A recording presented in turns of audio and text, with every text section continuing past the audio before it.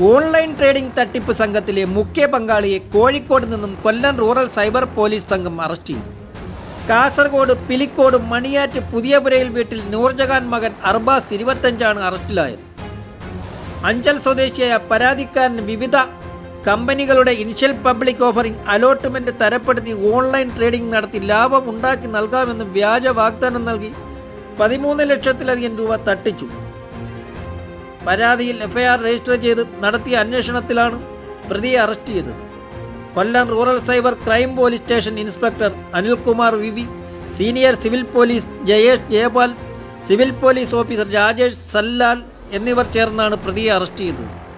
Arrest ചെയ്ത പ്രതിയെ കോടതിയിൽ ഹാജരാക്കി റിമാൻഡ് ചെയ്തു. കൂടുതൽ അന്വേഷണങ്ങൾ നടന്നുവരും.